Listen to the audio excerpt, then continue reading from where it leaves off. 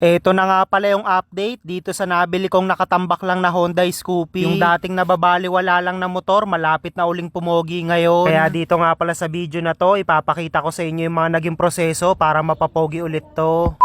Bale, ito na nga pala yung day 6 ng pagkakalikot ko dito sa nabili kong napabayaan na Honda Scoopy. At dahil natapos na nga pala natin ipalain yung rimset na gagamitin natin dito, dumiretso na nga pala ako sa shop para may pakabit na rin natin yung gulong. Bale, ito nga pala yung rimset na gagamitin natin, kulay silver lang, halos hindi rin kasi masyadong magiging makulay ito. Kaya pagkatapos nga pala tanggalan ng balot, nilagyan na nga pala to ni tropa ng pampadulas dito sa gilid para mailapat ng maayos sa rim. Kaya makalipas nga pala ilang minuto, nakabit na nga pala tong magkabila ang gulong, kaya umuwi na rin ako para tuluyang maitayo na nga pala natin si Project Coopy. Bali medyo manipis nga pala na gulong yung kinabit natin dito dahil meron naman tayong extra na pambiyahe na mags. Kaya pag uwi ko nga pala sa bahay, tinanggal ko na rin yung cling wrap na nakabalot dito sa batalya para makapagsimula na tayo magkabit ng pyesa. At dumating na nga rin pala ngayong araw tong mga hinabol natin na pyesa kagaya nitong center stand. Wala kasi talagang mabilihan na ready-made na size 17 kaya nagpa-personalize tayo nitong stainless. Kaya pagkatanggal ko nga pala ng balot nito, pinwesto ko na nga pala dito sa ilalim ng makina para maikabit na rin natin. Bale may kasama na nga rin pala tong ehe. Ito yung pinasok natin dito sa loob. Tapos meron na ring side stand na 70. Kaya nung maayos na nga pala yung pagkakalapat ng ehe, kinabit ko na nga rin pala yung lock na tornilyo dito. Kinuha ko na nga rin pala yung salpakan ng brake arm, pero bago natin to ilalagay, nilagyan ko muna ng grasa dito sa magkabilaang gilid para siguradong smooth yung pagkakaplay. Kaya nilagyan ko lang ng konting grasa dyan sa loob. Bale yung lumang brake shoe pa nga pala isasalpak natin dito dahil okay pa namang gamitin. Medyo makapal pa naman kasi. Yung diskarte ko nga pala sa pagkakabit niyan, dito ko na binubukas sa mismong salpakan dahil mas madali kasing magkabit sa ganitong paraan. Kaya nung maayos na nga pala yung pagkakalapat ng brake shoe, kinuha ko na nga pala tong gulong, pinasok ko lang dito sa pinaka-spline. At para mas malinis tignan dito sa may likod, hindi na natin gagamitin yung kalawangin na nut nito. CNC na yayabangin yung ginamit natin, tapos naglagay lang ako ng plastic bago natin hinigpitan gamit tong impact. At dahil hindi pa nga pala dumadating yung binili natin na spring na gagamitin natin dito, no choice tayo, kailangan kasing lagyan nito para siguradong hindi tumaob. Kaya sa wakas, ito na nga pala yung pinakaiintay natin, may kakabit na ulit yung batalya dito sa makina. Kaya pagkasalpa ko nga pala nung ehe, dahan-dahan ko lang pinokpok hanggat sa sumagad sa dulo, tapos kinabit ko na nga rin pala yung lock nut nito. Kaya kinuha ko na nga pala yung shock na isasalpak natin, bali TRC nga pala yung brand nito. Bali may kasama nga palang extra spring na nakalagay dito sa box, tapos adjustable na rin yung preload nito. Kaya kinuha ko na nga pala yung yayabangin bolt na ilalagay natin para siguradong mas malinis lalo tignan kapag naisalpak na natin to dito. Walang madin na pyesa na nakabit dito kay Project Coopy, pero isa lang yung masisigurado natin, malinis talaga to tignan lalo kapag natapos na. At medyo naginarte nga pala tayo dito sa mga kinabit natin na bolt dahil nilalagyan ko pa ng cover bago ko pinaghihigpitan. At para maikabit na rin natin yung gulong sa harapan, kinuha ko na nga pala tong tipos. Ito naman yung sunod na isasalpak natin ngayon. Bumili na nga rin pala ako ng bagong ball race, alanganin na kasi gamitin yung luma dahil medyo makalawang na rin. At para siguradong maging pangmatagalan tong mga bearing nito, naglagay muna tayo ng grasa bago natin isasalpak tong pinakatipos. Kaya pinalibutan ko na nga palang pahiran ng grasa dito sa pabilog, pati yung taas nilagyan na rin natin. Grasa kasi talaga yung bumubuhay sa mga ganitong klaseng bearing, kaya kapag natuyo yan, siguradong magiging change oil, kailangan talagang palitan. Kaya nang napaliguan ko na nga pala to ng grasa, saka ko na nga pala pinwesto tong tipos paangat. Kinabit ko na nga rin pala yung mga lock nito, tapos bahagya ko lang hinigpitan para siguradong walang palag sa manubela. Kaya kinuha ko na nga pala yung front shock para tuluyang maikabit na natin yung gulong sa harapan. Medyo masikip na nga pala yung pinakasingsing nito, kaya kinalangan ko muna ng flat screw sa loob para bumuka ng bahagya. Bali standard size lang tong ginawa natin dito dahil naka 17 nga to, siguradong halos magdidikit talaga to sa fender. Kaya noong sakto na nga pala yung pagkaka-adjust natin, saka ako nga pala kinabit tong dalawang mahabang tornilyo nito. At kagaya dun sa kanan kanina, medyo masikip na nga rin pala yung pinakasingsing dito sa kaliwa, kaya kinalangan ko ulit ng flat screw. Kaya nung maayos na nga pala yung pagkakapwesto ko, hinigpitan ko na rin para may kabit na rin natin tong front fender. Bali ito nga pala yung pinakaunang kaha na ilalagay natin para hindi tayo magdoble trabaho kasi nasa ilalim yung tatlong tornilyo nito. Kaya nung maayos na nga pala yung pagkakalagay natin, kinuha ko na rin tong gulong sa harapan, tapos nilagay ko na rin yung bagong disc na ikakabit natin. Yayabangin pa rin na white disc bolt yung sinalpak natin para siguradong mas malinis tignan dito sa harap. Saktong higpit lang yung ginawa ko dito sa disc bolt para kung sakaling maisipan nating magpalit ng disc, hindi tayo masyadong mahihirapang magtanggal nito. Kaya in-unbox ko muna yung front axle tsaka hub and wheel na gagamitin natin para ready nang isalpak tong gulong sa harapan. Halos puro pang beginner gaming lang yung mga sinalpak natin na pyesa rito, magkakatalo na lang talaga kung paano mo titignan. Kaya Ayan, nung na-test fit ko na nga pala yung hub and bell na ilalagay natin, nung nakita kong sakto, pinwesto ko na nga pala yan dito sa front shock. Mukhang wala na rin naman tayong kailangan tabasin dito dahil napaka-smooth naman ng play ng gulong. Hindi pa man ganun karami yung mga naikabit natin na pyesa rito, pero unti-unti na rin lumalabas yung magiging tindigan nito ni Project Kupi. Lalo na siguro kapag naikabit na rin natin yung ibang pyesa, pero sa mga susunod na video ko na yun ipapakita sa inyo. Kaya kinuha ko na nga pala tong handlebar. Bale, ito pa nga pala stock na nakakabit dito, pero pinakrom natin para maging itsurang brand new. Kaya nung sakto na nga pala yung pagkakabit, kinuha ko na nga pala yung pinakalock niyan. Dito ko nga pala sa harapan kinabit yung kwelyo, tapos sa dulo naman yung lock nut. Tapos kinuha ko na nga rin pala yung grab bar. Bali, kasama nga pala to sa mga pinakrom natin nung nakaraan. At para dagdag detalye na rin, puro yayabangin nga pala yung mga kinabit natin dito na tornilyo. At dahil medyo hinapon na rin tayo ngayong araw, ito na nga pala yung mga naikabit natin na pyesa. Medyo marami pa tayong ikakabit na parts nito, kaya abangan nyo yung susunod na video.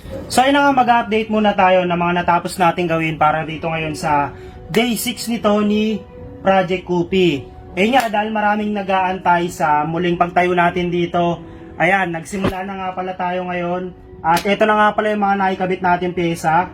Ayan, itong front shock na ilagay na natin, yung front fender. Yung rim set kanina, kabubuo lang nito, pero sinalang na rin natin yan. Yung disc, tapos gumamit tayo dito ng mga yayamanin na disc ball. Tapos itong center stand, kanina lang din to natapos. Gumamit nga pala tayo dito ng full stainless, so makapal na klase ito, kaya pang matagalan na. Tapos yung grab bar, nilagay na rin natin, yung gulong sa likod.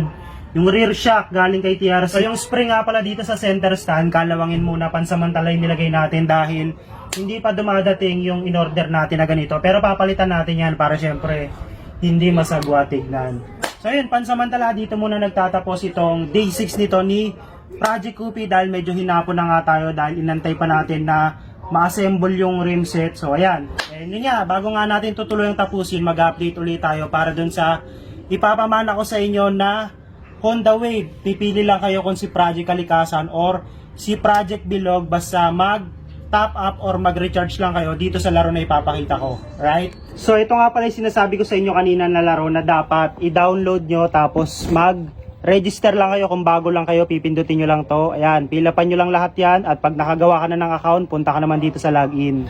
So ito yung mga laro na makikita nyo dito sa Masaya Game. Literal na masaya dahil napakarami nyong pwedeng laruin dito. Pero disclaimer itong laro na to ay bawal na bawal sa mga bata. So sa mga magtatanong, para makapaglagay kayo ng pondo rito, basic lang, i-click mo lang to. Tapos pumili lang kayo dyan. Kahit 100 lang, pwede na rin yan para makapili kayo dun sa wave na ipapamana ko sa inyo. Yun nga, ito nga pala yung madalas na nilalaro natin dito, Dragon vs Tiger. May Fortune Gem, Golden Empire, Beto meron din Yan, pipili lang kayo pero ito na lang ipapakita ko sa inyo. Yan. Ito, sobrang basic lang nito. Pipili lang kayo dito kung magkano yung gusto nyo ilagay dito or kung magkano yung gusto nyo itaya sa Dragon or sa Tiger. Tapos ayan, may mga option. Dito real time papasok sa coins mo yan kapag panalo ka. Siyempre, kung ano yung mas mataas na barahin yung mananalo. Pag tie, balik puhunan lang yan, so hindi ka pa rin talo.